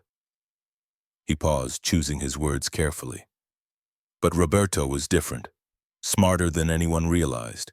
He understood numbers, patterns, strategy, could read a balance sheet and find the lie buried 3 layers deep, could listen to a conversation and hear what wasn't being said. By the time he was 23, he'd become my father's consigliere. The advisor, the man who held every secret, every deal, every piece of leverage the Caruso family possessed. Alessa listened, her world rewriting itself with every sentence. In 1995, the Kane family decided to eliminate us. It was supposed to be a complete wipeout, the night of long knives. Every high-ranking Caruso family member killed in coordinated strikes across Sicily and New York. One night, total extinction. Dominic's voice had gone hollow. Someone warned us. Someone who had access to the Kane family's plans. Someone inside their organization or close enough to know. "My father. We think so. But we've never been sure." The warning came through an intermediary, anonymous, but accurate enough that my father knew it was real. "He got me out of Sicily. I was 2 years old. He put me on a plane with my aunt, saved my life." Dominic stood pacing to the window. Outside, the woods were black and silent. "My father stayed behind, to buy time, to make sure the rest of the family could escape. They shot him in a restaurant in Palermo, made it look like a robbery, but Roberto knew. He knew what was coming, and he disappeared the next day, vanished completely, along with something my father had kept as insurance." "The Black Book," Alessa said. "Il Librono. 30 years of documentation. Every payoff the Kane family made to judges, senators, police captains. Every crime, every dirty deal, bank records, photographs, recorded conversations. Proof that could destroy them. Proof that could send dozens of people to prison, including some very powerful people who are still in office today." Dominic turned back to face her. "For years we thought Roberto had betrayed us, stolen the book to sell to our enemies, but he didn't. He was protecting it, keeping it safe, following the last order my father ever gave him." "How do you know?" "Because if he'd sold it, Vincent Kane wouldn't still be looking for it 30 years later." Dominic's phone buzzed. He glanced at the screen and his face went white. Actually white. The color draining so fast it looked like someone had pulled a plug. "What?" Alessa stood alarmed. "What is it?" He turned the phone toward her. A video message. No sender. Just a file labeled, "Watch Me." Dominic pressed play. The screen showed a warehouse. Concrete floors, metal walls, industrial lighting that cast harsh shadows. And in the center, sitting in a wheelchair with hospital blankets over his legs, was Vittorio Russo. Her father. Bruised.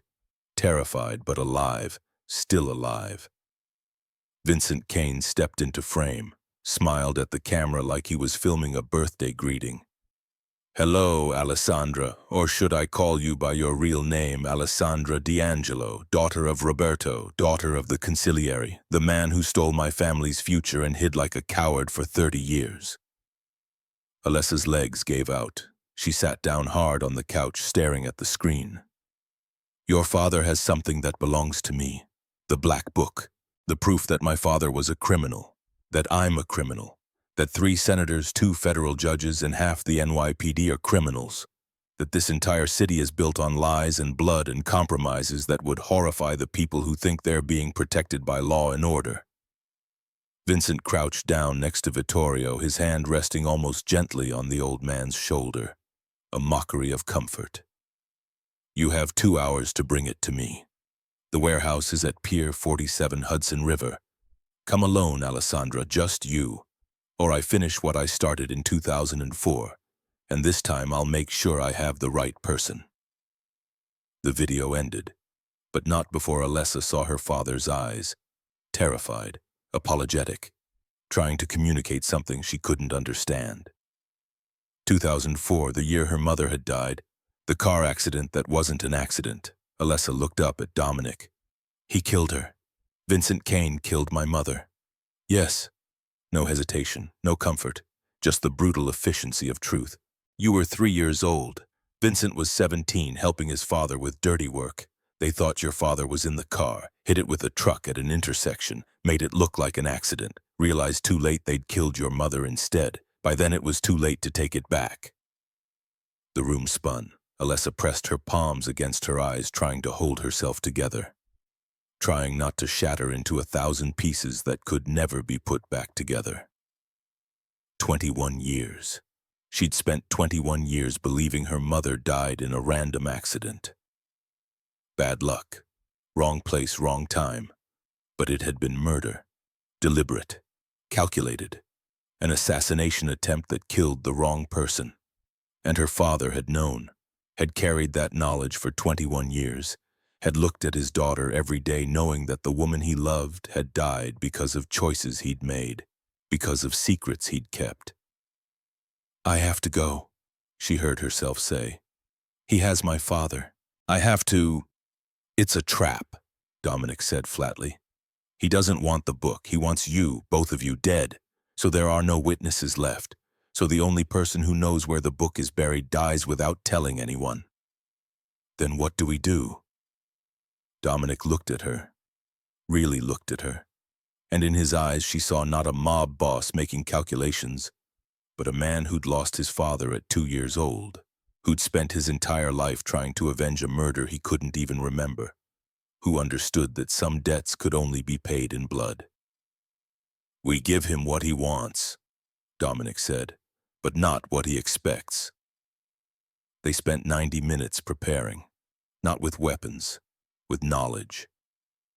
Alessa pulled out her phone and called up every photo she'd ever taken of the ugly painting that had hung in their Queens apartment for 20 years. The Fountain of Arethusa in Syracuse, the eyesore her father had refused to throw away even when they could barely afford food, the painting that now made terrible, heartbreaking sense. She loaded the photos onto Dominic's laptop and pulled up a UV filter analysis app she'd used in her Columbia research. The same software museums used to detect hidden signatures in pentimenti. The changes artists made during creation. Slowly, painstakingly, she analyzed every inch of the digital image. And there, hidden in the stars above the fountain, numbers painted in UV-reactive ink, invisible to the naked eye, visible only to someone who knew to look. But they weren't coordinates to a physical location. They were dates and codes, written in an ancient Sicilian numbering system that most modern Italians didn't even know existed. 15.8/995. Alessa read aloud. August 15th, 1995. "The day after my father died," Dominic said quietly. "The day your father disappeared." Below the date, more numbers and letters. GDG B7. Giardino dei Giusti Blocco 7. Dominic translated. Garden of the Righteous, Block 7. It's a cemetery in Palermo. Old, historic, where the resistance fighters and political martyrs were buried. That's where the Black Book is buried, under a grave in Palermo. Alessa looked at Dominic. I'm going to tell Vincent the location, but not the real one. You're going to lie to a man who's holding your father hostage. No! Alessa's mind was working now, fitting pieces together like a puzzle she'd been trained her whole life to solve. I'm going to give him enough truth that he believes me. Make it convincing. Make it real. And then I'm going to make him confess. She held up a small device no bigger than a button. FBI-grade recording equipment that Dominic kept for situations like this. Vincent Kane is desperate. He tried to poison you in public because he's losing. Because the other families are turning against him, because legitimacy is failing and he needs to prove he's still dangerous, still relevant, still worthy of respect. Alessa's hands were steady now. All the fear had burned away, refined into something diamond hard. Men like Vincent can't resist bragging. If I go in there scared, begging for my father's life, asking him why he's doing this, he'll tell me. He'll want me to know how clever he is, how he's been planning this for years, how he killed my mother and got away with it, how he's going to destroy the evidence and rewrite history. And you'll record it all. And I'll record it all. Legal evidence. Not just mob justice, real law enforcement, arrest warrants, trials, the system. Because you're trying to go legitimate, Dominic, and the only way to win permanently is to use the law. Make it work for you instead of against you. Dominic studied her for a long moment. You're not just smart, Alessandra. You're dangerous, and I mean that as the highest compliment I can give. I learned from my father. The conciliary doesn't win by being strongest, he wins by being smartest, by knowing more, by using information as a weapon more deadly than any gun. They drove to the warehouse in tense sunts. Dominic's team was positioned outside snipers on surrounding roofs. Exit routes mapped backup plans for the backup plans.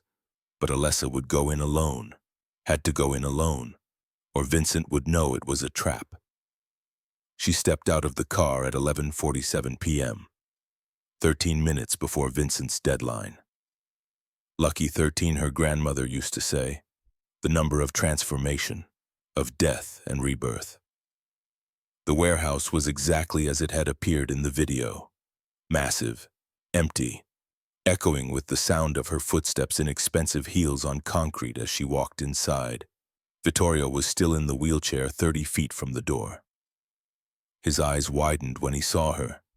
He tried to shake his head, tried to warn her away with every ounce of strength he possessed, but it was too late. She was already inside. Floodlights blazed on, blinding her. Alessa threw up a hand to shield her eyes, squinting against the sudden brightness. Brava! Vincent's voice echoed through the cavernous space. The scholar returns, the clever little waitress who thinks she can play in a world of wolves. I wasn't sure you'd come. I thought maybe you'd run, hide like your father did. He stepped out of the shadows, flanked by 6 men with guns. Not regular thugs. These were professionals.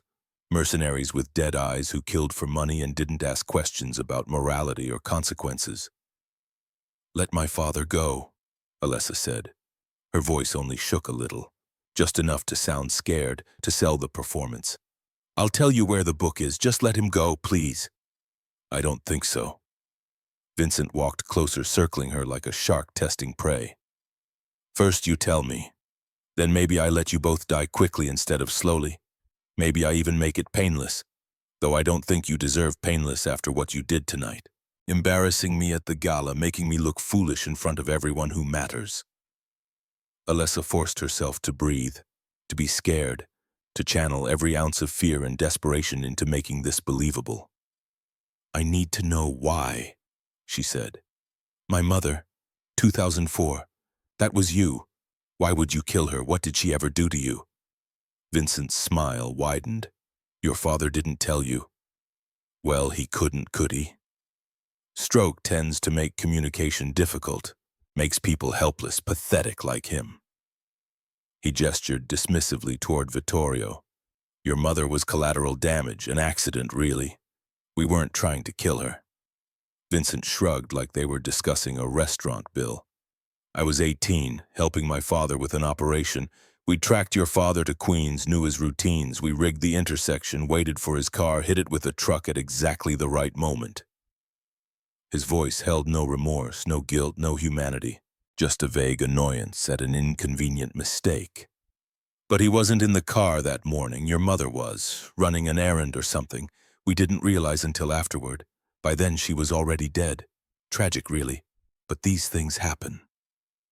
The recording device in Alessa's pocket was capturing every word, every casual admission of murder, every piece of evidence that would send Vincent Kane to prison for the rest of his life. And my father? Alessa pushed. What did he do that was so terrible you had to hunt him for 30 years? He stole our future.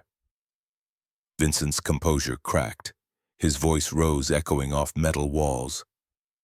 In 1995, my father planned the perfect attack, the Night of Long Knives. We would eliminate the Caruso family completely, take their territories, their businesses, their money, everything. It was brilliant, flawless, inevitable. He was pacing now, animated, caught up in the memory, but someone warned them, someone who had access to our plans, someone who betrayed us. We never found out who for certain, but we always suspected it was your father. And then the next day, Roberto D'Angelo disappeared, with the black book, with proof of every crime my family committed, every judge we owned, every cop on our payroll, 30 years of leverage, gone. And now you want it back, Alessa said, leading him, making him commit. No. Vincent stopped pacing. His eyes were bright with madness. Now I want it destroyed, and I want the only two people who know it exists dead, so the past stays buried, so my family's legacy stays intact, so I can finally stop looking over my shoulder, wondering when your coward father will decide to use that information. He raised his gun, pointing it at Alessa's chest. Professional grip, steady hand. He'd done this before. So, last chance, Alessandra? Where is it? Where's the black book?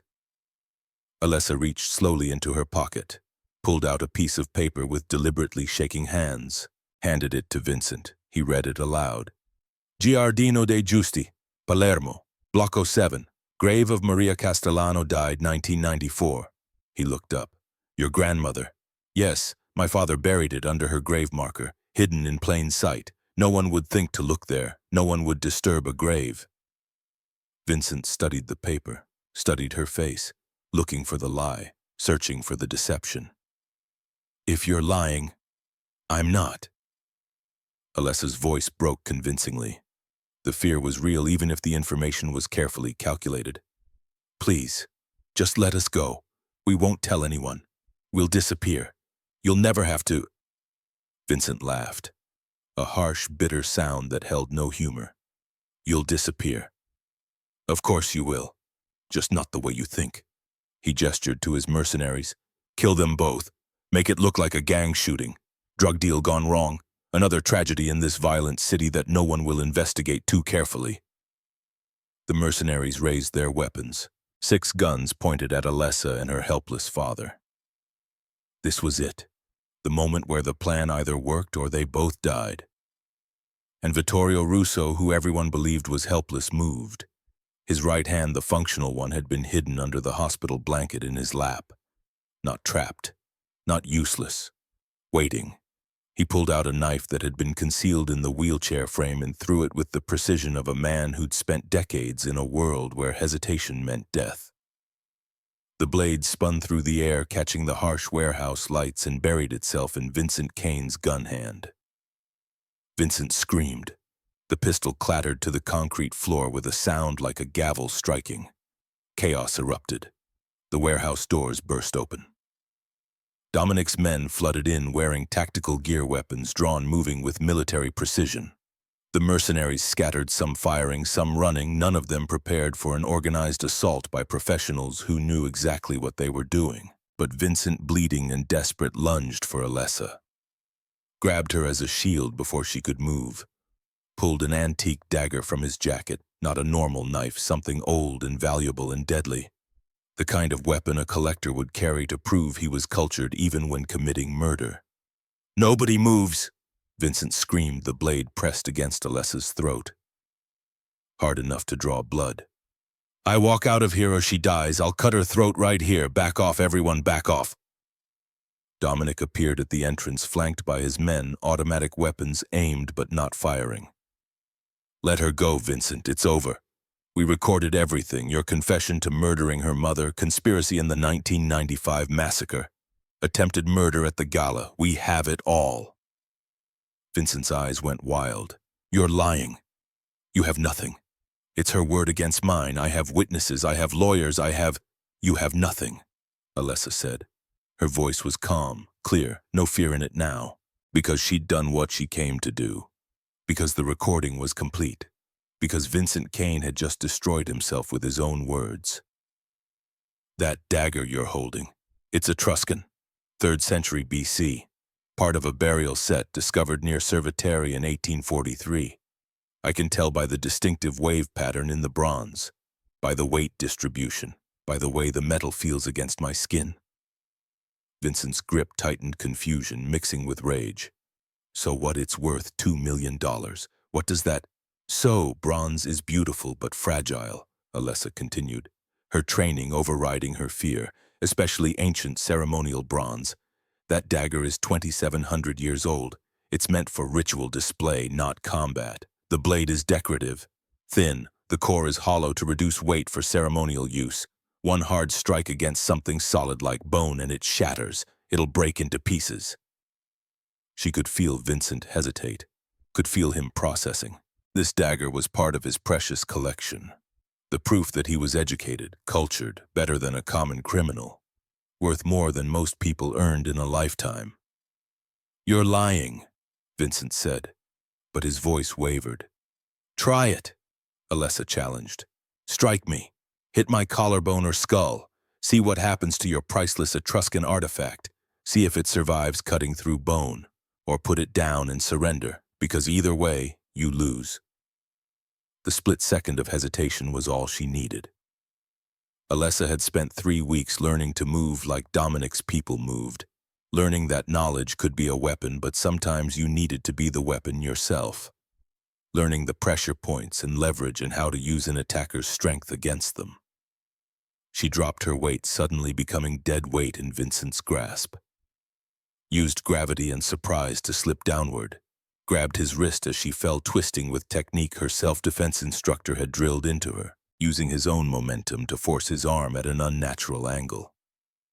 The ancient dagger fell from his suddenly nerveless fingers, clattering on concrete. Alessa swept his legs out from under him with a move that was pure instinct and training. Vincent hit the floor hard, the wind knocked out of him, stunned, and then Dominic's men were there. Swarming over Vincent Kane like professionals executing a practice takedown. Restraints, weapons secured. Miranda rights being read in voices that sounded almost bored with the routine. Sirens wailed outside, real sirens this time. Police, FBI, people Dominic had spent 13 years cultivating relationships with. The few honest cops and federal agents left in New York who actually cared about justice more than payoffs. Alessa crawled to her father. Vittorio was weeping, reaching for her with his good hand. The other still paralyzed, but somehow no longer seeming like a weakness. He'd thrown that knife with his functional hand, had been practicing, had been waiting for exactly this moment. I understand now, Papa, she said in Sicilian, in the old dialect that the stroke hadn't touched. Everything. While you ran, while you hid, while you taught me to see what others miss, you were keeping us safe, keeping the truth safe, until the right time, until I was ready. Vittorio managed one word, slurred, difficult, but clear enough. Proud. 3 weeks later, Mount Sinai Hospital looked different in autumn sunlight. Not like a prison, not like a warehouse where people went to die, just a building, neutral, functional, a place where healing happened if you had the money and the will. Alessa stood outside her father's suite, watching through the window as physical therapists worked with him. His speech was coming back, slowly, painfully, but coming. The human brain's ability to rewire itself was miraculous when given proper care and motivation. "He's making remarkable progress, Doctor," Harrison Webb said, appearing at her elbow with a clipboard. The stroke was severe, but with intensive therapy and the motivation of having something to live for, the brain can rebuild pathways. He may never be 100%, but he'll get close enough. "Thank you," Alessa said, "for everything." The doctor smiled and walked away, leaving her alone with Dominic, who'd been standing silently behind her the entire time like a shadow that had become familiar. "Vincent Kane is being held without bail," Dominic said quietly. "Federal custody. The DA has recordings of him confessing to vehicular homicide, conspiracy to commit murder, and attempted murder with a chemical weapon at the gala. He'll die in prison, probably in protective custody, because there are people in prison who remember what the Kane family did." "Good. The Black Book is being used selectively. My lawyers are working with federal prosecutors, taking down the corrupt judges, the cops on the Kane payroll, cleaning house without destabilizing the entire system. It's delicate work, surgical." "Good." Dominic moved to stand beside her, not touching, just close, a presence that had become necessary instead of threatening. "We retrieved your father's war chest from Palermo," he said. "The grave wasn't a lie, just not your grandmother's grave. Would you like to see it?" Inside her father's suite, a rusted metal box sat on the bedside table. It looked like it had been buried for 30 years because it had been. Dominic opened the latches with careful fingers. The hinges groaned in protest. Inside lay 3 things. First, the leather-bound ledger, Il Librono, the Black Book, exactly as described. Decades of crimes documented with accountant's precision. Second, wrapped in oil-stained cloth, something that made Alessa's breath catch. The Tears of Syracuse, the real one. She unwrapped it slowly, reverently, barely breathing. The diamonds caught the autumn light and threw rainbows across the hospital walls. The sapphires glowed with an inner fire that no forgery could ever replicate. It was breathtaking, impossible, a piece of history that was supposed to be lost forever. "But," Alessa stared at the necklace, "I told Marcus Webb this was dismantled in 1902. I wrote my thesis on it. Every source says—" "They do," Vittorio interrupted. His words came slowly but clearly. "Speech therapy was working miracles. Because Prince Adriano sold diamonds from replica, 1902. Dominic picked up the story. "Your father, Roberto D'Angelo, was working for my grandfather in Sicily in 1901. He heard through contacts that Prince Adriano planned to dismantle the Tears of Syracuse to pay gambling debts. So he stole it, replaced it with a convincing replica made by the best forgers in Sicily. The prince never knew. He dismantled the fake the next year, sold those diamonds to Cartier and Van Cleef." Alessa's mind reeled. "So the historical record is based on a forgery?" Dominic finished. "The real Tears of Syracuse has been hidden for over a century. First by my family as insurance, then by yours. This necklace is your mother's dowry, saved for you, hidden for you, protected through decades of danger." Alessa touched the stones with trembling fingers, tears blurring her vision. "All these years we were starving, living in that tiny apartment, eating instant noodles, and this was buried in Sicily. Safety," Vittorio struggled to say, each word an effort, a victory. "Money is noise.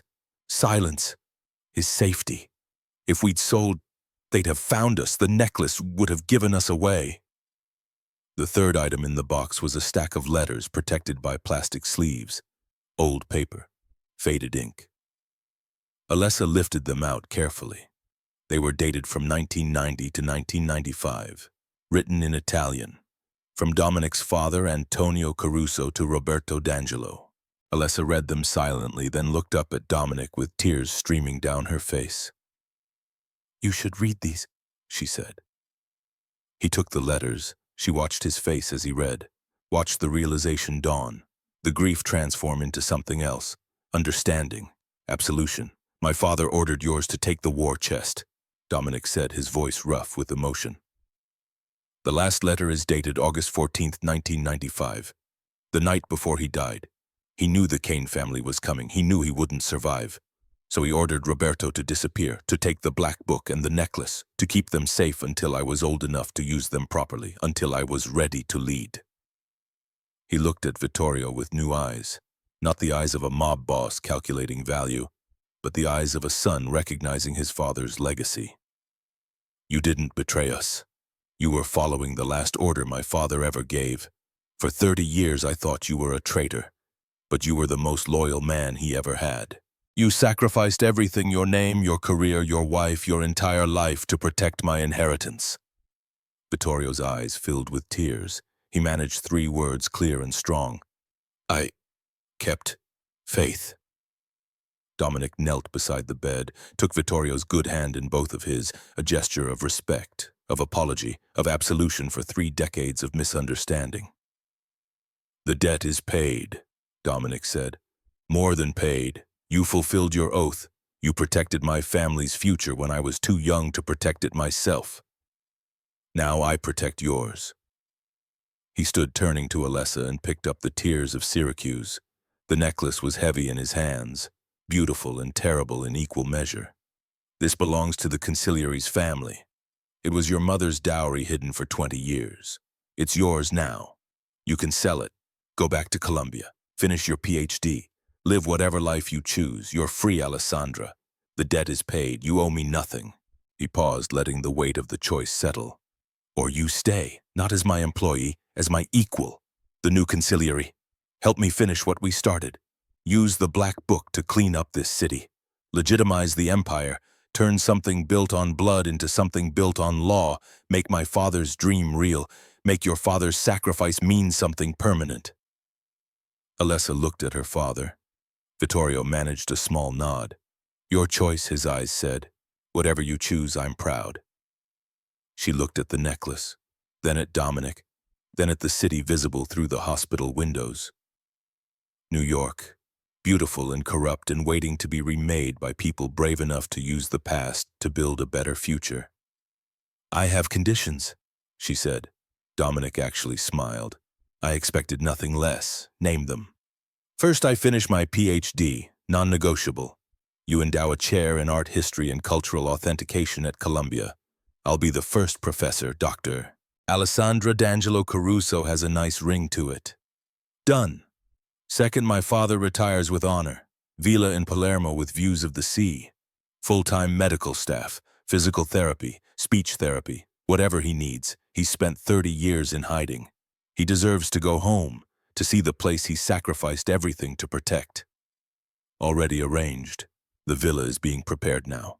Third, we use the Black Book to clean up the system, not just control it. We expose the corruption, work with reformist prosecutors who actually care about justice. Make this city better, not just richer. Make the law work for everyone, not just for people like us. Agreed. That's always been the plan. And fourth, Alessa stepped closer, looking up at him. If you ever lie to me again about something this important, about my father, about danger, about anything that affects my life or my choices, I walk. No matter what. No explanations. No second chances. We're partners or we're nothing. Equals or enemies. There's no middle ground. Dominic held her gaze. You have my word on my father's grave, on the legacy he died to protect. We're partners, equals from this moment forward. He took the necklace and carefully placed it around her neck. The weight of it settled against her collarbone like a crown and a burden in equal measure. Centuries of history, decades of sacrifice, her mother's legacy and her grandmother's hope. But then Alessa did something unexpected. She removed the necklace, walked to her father's bed with deliberate steps, placed it gently around Vittorio's neck, the diamonds and sapphires glowing against his hospital gown. Papa, you earned this. You protected it for 30 years at the cost of everything you loved. It's yours, your honor, your legacy. You kept faith when everyone thought you'd broken it. Vittorio shook his head. Alessandra, no. It's yours. Your mother wanted. Yes. She kissed his forehead. This is your honor. But a father's legacy doesn't sit in a safe. It lives through his children, through what they become, through what they build with what he gave them. Vittorio wept openly. Then with trembling fingers he removed the necklace and placed it back on his daughter. His hand lingered on her cheek, and he spoke the clearest he'd spoken since the stroke, every word deliberate and true. A father's legacy, Dutu, lives through his daughter. Wear it, with honor. Make it mean something new. Dominic watched the exchange in silence. Then he extended his hand to Alessa. Not a handshake, an offer, a partnership, an equal. She took it. Welcome to the family, Dr. D'Angelo Caruso. Let's change the world. 6 months later, Columbia University. Alessa stood in front of a doctoral committee, different faces than 6 years ago, but the same room, the same wooden table, the same academic traditions that had survived centuries. Her dissertation, The Authentication of Power. How Renaissance art markets mirror modern political leverage systems, had already been cited in 3 FBI cases involving art fraud and money laundering. The committee applauded when she finished her 2-hour defense. Highest marks this department has ever awarded. The chair announced, Dr. D'Angelo Caruso, it's an honor to welcome you to our faculty. The Caruso Endowed Chair in Cultural Authentication is yours. We look forward to seeing what you build. 1 year later, Sicily. The chapel in the hills above Prizzi was small, stone, ancient, the kind of place where vows mattered because they were witnessed by generations of ghosts and the weight of history itself. Vittorio walked Alessa down the aisle. He moved with a cane, his left side still weak, his speech still slightly slurred, but he walked. Speech therapy and physical therapy and sheer determination had given him back his mobility, enough to give his daughter away with dignity. Dominic waited at the altar in a suit tailored in Milan. When he saw Alessa in simple white silk, the tears of Syracuse around her throat catching the afternoon light, his eyes actually filled with tears. The man who never showed emotion, who'd built walls of ice around his heart, crying openly in front of 100 witnesses. The vows were spoken in English and Sicilian, both languages, both worlds, joined finally after 30 years of hiding and fear and sacrifice. 2 years later, the Caruso estate in Palermo. The villa overlooked vineyards that rolled toward the horizon like green waves frozen in time. Alessa sat in her home office, 7 months pregnant, with their daughter working on her laptop. On the desk sat 2 things, her framed PhD diploma from Columbia University, and a leather journal labeled Il Nuovo Librone, the new ledger. She was documenting every legitimate business deal, every reform implemented, every step toward cleaning up the empire and making it legal. Showing other families that going straight wasn't weakness, it was evolution. It was survival in a world that no longer tolerated the old ways. Through the window she could see Vittorio in the garden teaching her 2-year-old son Antonio Sicilian words, the old dialect from Prizzi, keeping the language alive for another generation, making sure the boy understood where he came from, what had been sacrificed to give him a future. Dominic entered carrying papers from the mayor's office.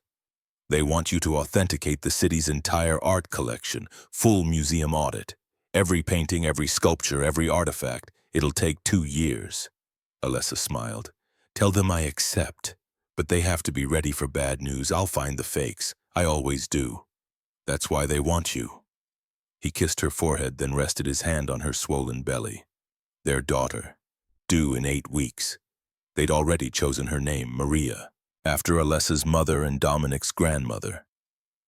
Connecting the past to the future, making sure no one was forgotten. That night the family gathered for dinner.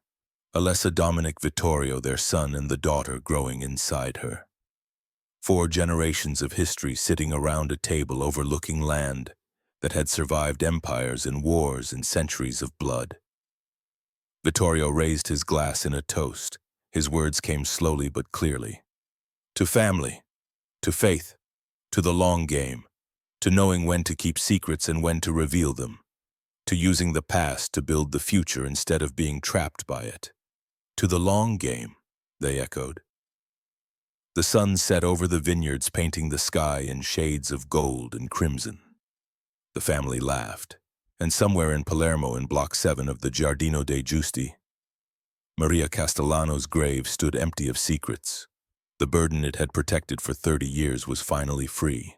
The tears of Syracuse glinted on Alessa's throat, catching the last light of day. No longer a symbol of loss, now a symbol of transformation. The consigliere's daughter had come home, and she'd brought the future with her.